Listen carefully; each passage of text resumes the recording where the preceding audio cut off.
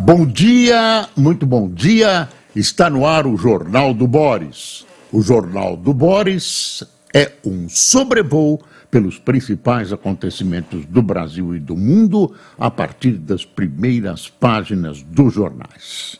Hoje o noticiário está quente, o Brasil é sede, especialmente o Rio de Janeiro, do primeiro encontro do G20, né? Um encontro importante entre chanceleres de vários importantes países do mundo. Para destacar, estará no Rio de Janeiro Blinken, que é o secretário de Estado americano, cargo que equivale a ministro de Relações Exteriores, desculpe, e Sergei Lavrov, ministro de Relações Exteriores da Rússia. Brasil fica sendo o ponto de convergência e das atenções do mundo nessas reuniões preparatórias do G20. Deixa eu mostrar as principais manchetes. Olha aí. Senadores aprovam fim da saída temporária de presos. Olha, essa manchete não está muito correta. O que se aprovou foi uma modificação, uma restrição na saída temporária, mas não o fim. É uma restrição, uma filtragem melhor, enfim, uma série de questões que já vinham sendo colocadas há muito tempo e ontem o Senado deu um breque nessa saidinha do jeito que ela é feita, aprovando o projeto por 62 votos a 2. Primeiro, o Palácio do Planalto saía a informação que o Lula iria vetar esse projeto. Agora, com apoio até de gente do PT, o presidente ficou relutante quanto à sua atitude em relação a esse projeto. Olha aí, o Estado de São Paulo, Senado aprova projeto que restringe, é essa a palavra certa, restringe saidinha de presos. Não acaba com a saidinha de presos, restringe. E o Estadão dá destaque a um roubo rocambolesco ontem em Cidade Jardim. Ladrões tentaram entrar numa casa, não conseguiram, foram perseguidos pela polícia e por guardas particulares. Um deles pegou um automóvel que estava numa das casas, tentou sair com o automóvel, abalroou os portões da casa, o carro pegou fogo e o bandido morreu queimado, né, dentro desse automóvel. Está aqui um suspeito de roubo à residência morto a bala e outro queimado. 2 suspeitos morreram após manter moradores reféns em casa no bairro de Cidade Jardim. É um bairro chamado Elegante de São Paulo. Um deles foi baleado no rosto por um vigilante particular. Outro foi achado carbonizado em um carro incendiado numa casa vizinha. Pelo menos isso que eu relatei é a história que a polícia conta e os fatos visualmente corroboram essa versão. Mas é uma coisa absolutamente cinematográfica. Deixa eu ver aqui. Valor. Quebra de safra e recuo dos preços dos grãos atingem arrendamento de terras. E crise com Israel escala e se reflete na política interna. Bom, tem um fato que é importantíssimo que ocorre às 9 horas, que é o seguinte: o presidente Lula vai receber o secretário de Estado americano Antony Blinken. Ele está aqui para participar da reunião do G20, né, a reunião preparatória do G20, que é a cúpula ministerial, que acontece nesta semana no Rio.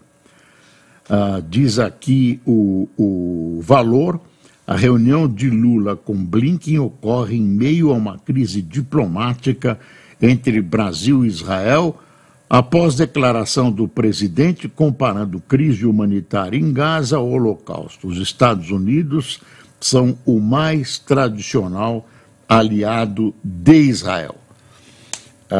Mais gozado, o noticiário aponta os Estados Unidos trabalhando contra uma decisão israelense no âmbito internacional, que é essa anunciada invasão de Rafah. Os Estados Unidos são contra essa ação israelense pesada, um ataque pesado no sul da faixa de Gaza. Está aqui a manchete de O Globo: Senado aprova fim da saidinha dos presídios. É uma manchete chamativa, mas não é o fim, né? Flexibiliza, como disse o Estadão, né? O Estadão já foi mais categórico na afirmação, que restringe a saidinha. Projeto que extingue benefício a detentos passa por 62 votos a 2. Oposição impõe derrota a Lula. Por 62 votos contra apenas 2, o plenário aprovou o projeto que extingue a chamada saidinha dos presídios. Atualmente, a lei garante a detentos com bom comportamento e que não cometeram crimes hediondos o benefício de deixar temporariamente a prisão para visitar a família em feriados, participar de atividades de retorno ao convívio social e frequentar cursos. O texto aprovado extingue as duas primeiras hipóteses. O projeto é uma bandeira da oposição a Lula. Quer dizer, o que vai extinguir? As duas primeiras hipóteses.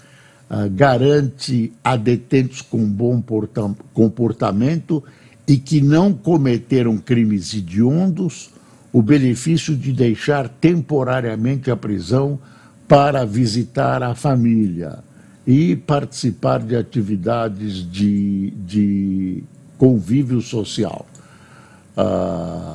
O texto aprovado extingue as duas primeiras hipóteses. O projeto é uma bandeira da oposição a Lula. Parlamentares argumentam que presos aproveitam o benefício para fugir e cometer novos crimes. O governo é contra a medida por acreditar que a saidinha colabora para a ressocialização, mas, prevendo a derrota, liberou o voto da base. Existe um clamor popular contra essas saidinhas. Existem parlamentares que gostariam que essa saidinha não fosse conjunta em datas especiais, fossem escalonadas. O projeto ainda não está pronto, tem que voltar para a Câmara. Não é tão simples assim.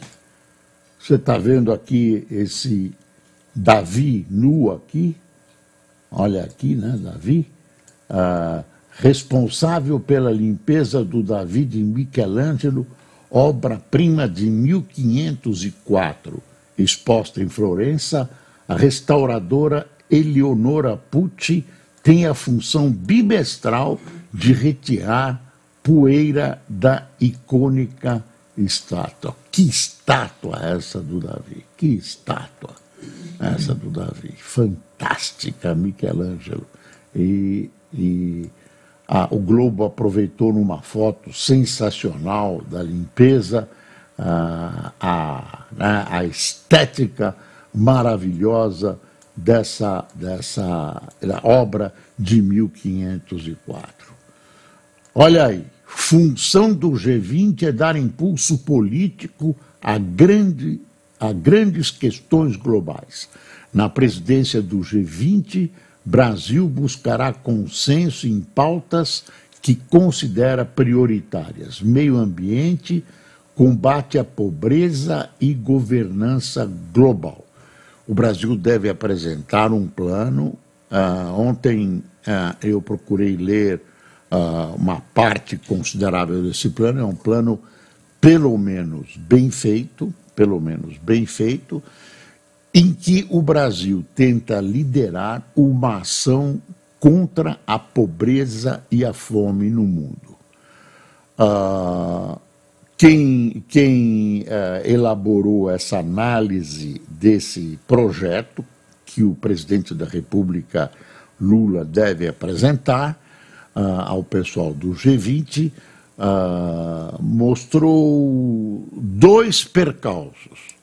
O Brasil, na hora de convidar os participantes do plano, omitiu a OMC, que é uma entidade que reúne também outros países que foram convidados. É uma entidade importante que poderia colaborar muito com o plano, mas sem que se conheçam as razões. O Brasil desconheceu a OMC e o problema mais grave, o percalço mais grave é o dinheiro. Né? Os países vão ter, segundo o plano, que contribuir com o plano, com a realização desse plano. Cada país terá uma função, mas o problema todo e final é o dinheiro. Nessa hora é que a coisa pega. Bom, a reunião é importante e será no Rio de Janeiro. Vai estar aí, né, a elite dos ministérios de relações exteriores de quase todo o mundo. O Hélio Gaspari tem um artigo genial hoje na Folha sobre essa questão de Lula-Israel. Fala de Lula, temperou ignorância com irresponsabilidade. Aí ele mostra uma série de falas do Lula com uma série... enfim, ele desmente algumas falas descuidadas do Lula. Quer ver? Tem alguma coisa assim. A fala de Addis Abeba tem a ver com a classificação do comportamento de Israel em Gaza como genocídio. Que as tropas de Netanyahu cometem crimes de guerra é certo. Genocídio é outra coisa, é um ato deliberado de exterminar um povo, esteja ele aonde estiver. Em junho de 1944, com a guerra perdida, os alemães capturaram 400 judeus que viviam na ilha de Creta. Naquele mês, o brasileiro Benjamin Levi, a mulher e a filha foram presos em Milão, deportados para o campo de Bergen-Belsen. Lula já disse que Napoleão foi à China e que os americanos derrubaram Dilma Rousseff de olho no petróleo e no pré-sal. É preciso que o petróleo esteja na mão dos americanos, porque eles têm que ter o estoque para a guerra. Isso, entre aspas, do Lula, né? A Alemanha perdeu a guerra, segundo o Lula, perdeu a guerra porque não chegou em Baku, na Rússia, para ter acesso à gasolina. Quer dizer, a Alemanha perdeu a guerra porque não conseguiu chegar a Baku, onde havia, na época, extraordinárias reservas do combustível. Aí ele vai contestando várias frases do Lula. Aí ele termina o Hélio Gaspari termina assim: durante seu período durante seu primeiro ano deste mandato, firmou-se como um chefe de Estado excêntrico. A fala de Addis Abeba temperou a ignorância com irresponsabilidade. Aí é pesado, viu? É pesado. Vera Magalhães. Presidente tende a afastar ideologia das relações internacionais. Ele afunda muito mais nessa tacanha visão esquerdista da esquerda brasileira sobre relações internacionais. Lula deu a Netanyahu a miragem de um inimigo externo, escreve o Bernardo Melo Franco. Deixa eu ver, editorial do Globo, olha o título: G20 deverá trazer frustração às pretensões de Lula. É o editorial do jornal O Globo. Está aqui, ó. Caráter ideológico de sua diplomacia desnecessárias prejudicam a ambição de liderança global, que é o objetivo do Lula. Ele quer, de repente, ser secretário-geral da ONU, liderar um grande plano de paz, ou receber o Nobel da Paz. Na presidência rotativa do G20, o Brasil quer aproveitar a oportunidade para insistir na reivindicação histórica de reformar a governança das instituições internacionais, diz o editorial do Globo. Estão na lista do Fundo Monetário Fundo Monetário Internacional, Banco Mundial, Organização Mundial do Comércio e especialmente o Conselho de Segurança da ONU. E aí o editorial vai por aí adiante e vamos ver como termina. A condescendência do presidente Luiz Inácio Lula da Silva com as ditaduras da Venezuela, Nicarágua e Rússia, a crise desnecessária deflagrada com Israel põe em xeque a sua pretensão de liderar qualquer reforma das instituições multilaterais ou de assumir qualquer protagonismo em nome do Sul global. Com seus atos e declarações, Lula perdeu a representatividade e peso político internacional. Esse é o editorial duro, levando-se em consideração que o jornal Globo vinha sendo simpático, assim que se pode chamar, ao governo Lula. Olha aí a charge. Lula lá faltou dizer, errei. O presidente do Senado, né, doutor Rodrigo, ontem fez um pronunciamento forte dentro do quadro da política nacional, dizendo que Lula tem que pedir desculpas, tem que, quer ver? Aí é o título da Folha: Crise com Israel mobiliza a oposição, Pacheco cobra Lula. A comparação feita pelo presidente Lula entre a ação israelense em Gaza e o Holocausto mobilizou oposição e aliados de Bolsonaro para um pedido de impeachment. Mas líderes da bancada no Congresso dizem não haver possibilidade de a iniciativa prosperar. Não é o caso de impeachment aqui entre nós, é uma crise, mas não é o caso nem nada. Mas a oposição insiste para hostilizar, né? Para encher o saco mesmo. Bolsonaristas da Câmara prometem protocolar o 18º pedido de impeachment de Lula com mais de 100 assinaturas. O presidente do Senado, Rodrigo Pacheco, cobrou uma retratação. Aí diz ele, entre aspas, Essa fala equivocada não representa o verdadeiro propósito de Lula, disse Rodrigo. Deu uma no cravo, uma ferradura, outra na ferradura, mas disse que Lula tinha que se retratar. Seria interessante, viu? Seria um ato de coragem de Lula se retratar, porque a fala dele foi catastrófica, né? Deixou uma grave suspeita de antissemitismo que, como Lula já era visto por muita gente, né?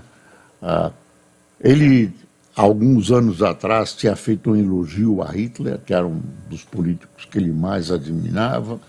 Então, tudo isso colabora para uma visão ruim a respeito do Lula, que quer projetar a sua imagem, a do Brasil, no exterior, e está conseguindo exatamente o contrário.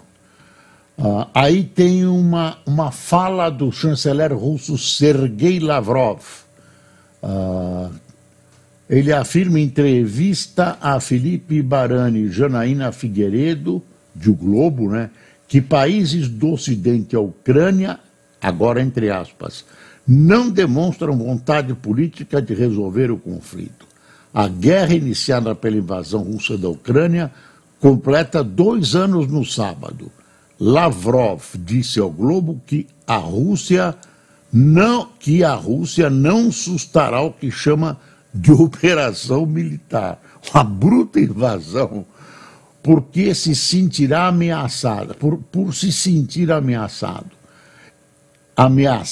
Ele defende o BRICS, elogia a relação com o Brasil e comenta as eleições nos Estados Unidos.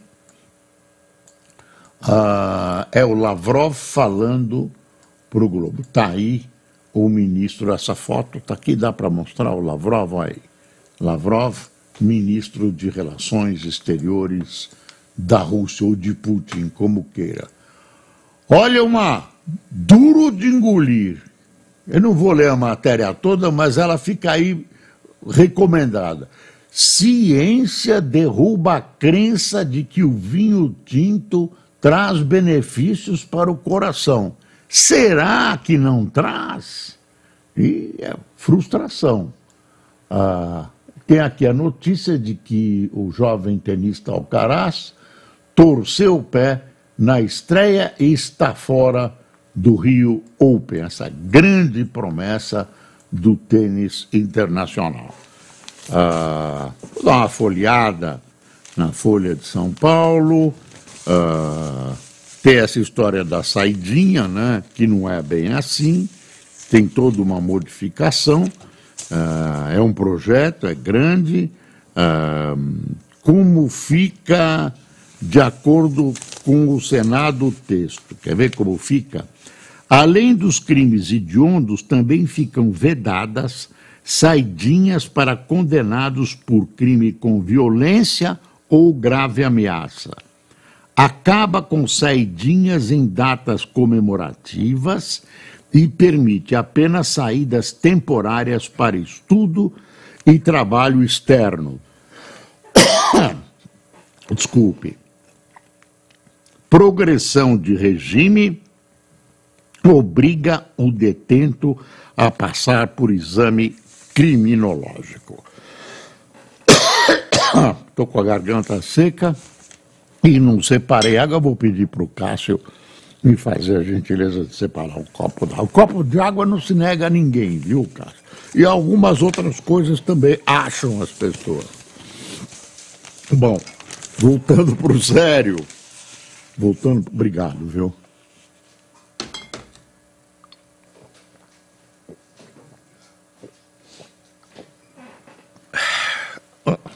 Essa secura aqui.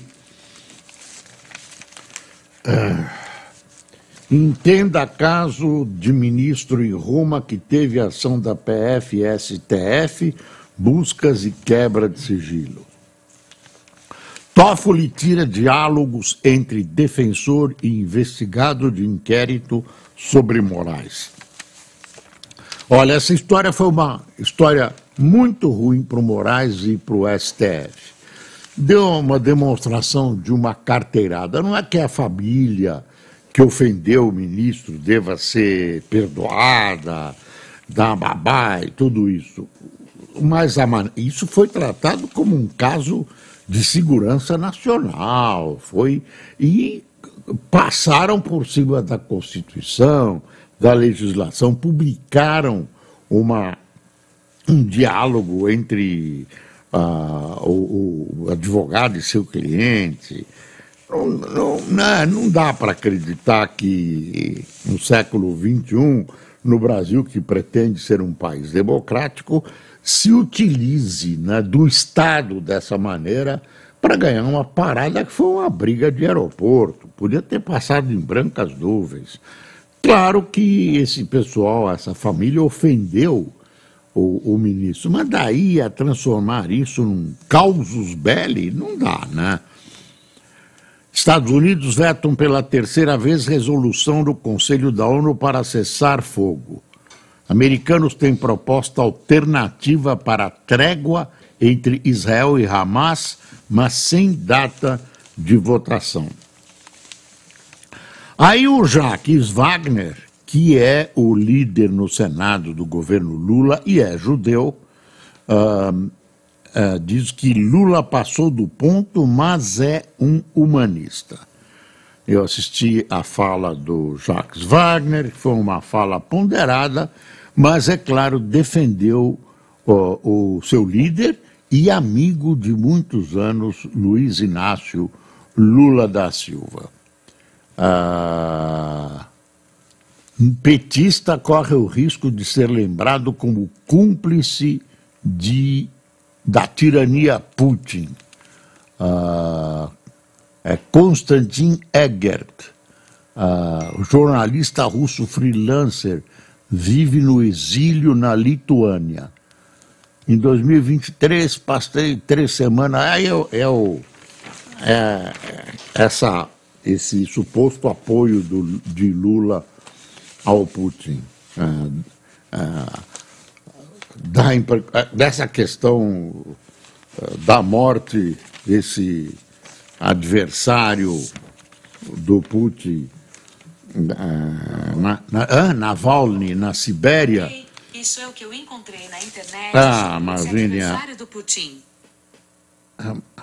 Essa senhora aqui do meu telefone resolveu falar sem licença.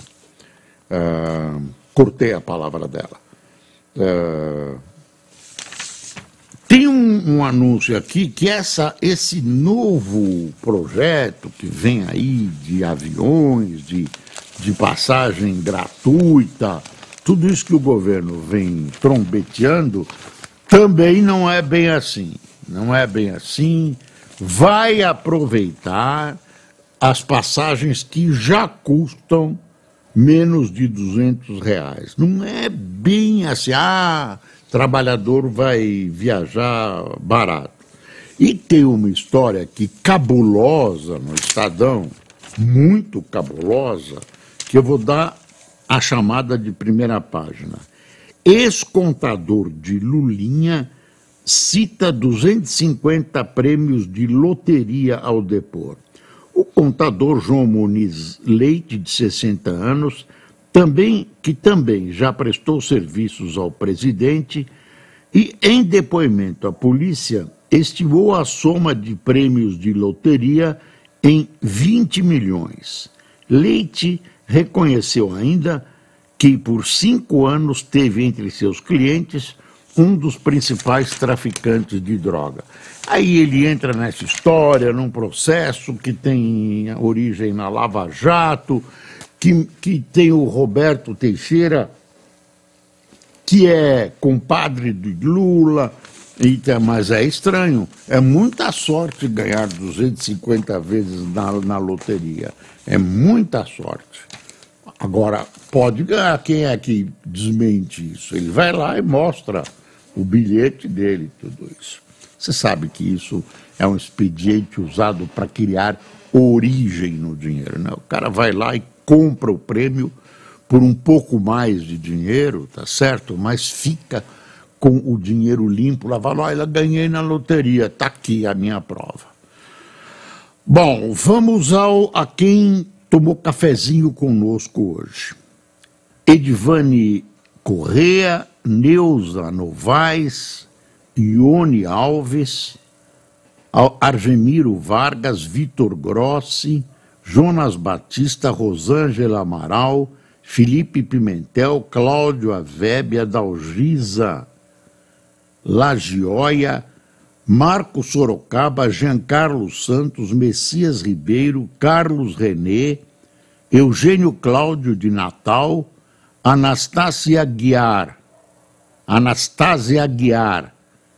de Cruz das Almas, na Bahia, Lauri Ferreira, de Bom Jesus dos Perdões, e Paulo Schneider, de Santo Augusto, no Rio Grande do Sul.